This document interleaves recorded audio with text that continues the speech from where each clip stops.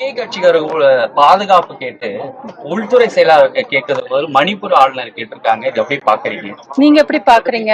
இல்ல உங்களோட கருத்து என்னவோ அதை சொல்லுங்க. இல்ல, அரசியலுக்கு வந்தவங்க இன்னும் பாதுகாப்பு கேட்டு யாருக்கு லெட்டர் எழுதணும்னு கூட தெரியாதவங்க, அவங்களோட பாதுகாப்புக்கு யார கேட்கணும்னு தெரியாதவங்க, இவங்க எப்படி மக்கள் பாதுகாப்பு பத்தி பேசுறாங்க? மக்களுக்கு நல்லாட்சி தருவாங்க, மக்களை காப்பாத்த போறாங்க.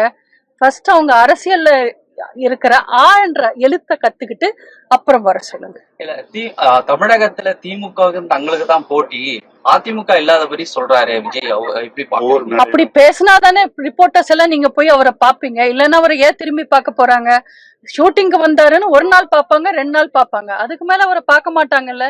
விஜய யாரும் இப்பவும் தமிழ்நாட்டுல அரசியல் தலைவரெல்லாம் பார்க்கல, ஒரு கட்சி தலைவரெல்லாம் பார்க்கல, ஒரு நடிகர் விஜய பாக்குறதுக்கு கிரேஸா வராங்க. அவரை பாக்குறதுக்கு அவர் ரசிகர்கள் மட்டும்தான் வராங்க. தமிழ்நாட்டு மக்கள் எல்லாம் ஆர்வமா போல.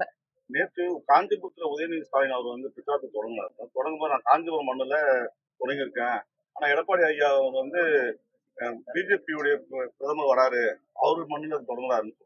எங்க எடப்பாடியார் அவர்கள் தொடங்கினது வந்து மயிலாப்பூர். மயிலாப்பூர்ன்றது தமிழ்நாட்டோட தலைநகரத்துலதான் இருக்கு. நாங்க அவங்க அப்போதைக்கு பிஜேபி வேட்பாளர் கூட அறிவிக்கல. பிஜேபியோட தொகுதி நாங்க பங்கீடு செய்யறதுக்கு முன்னாடியே அவரோட ப்ரோக்ராம் நாங்க வெளியில வந்தது.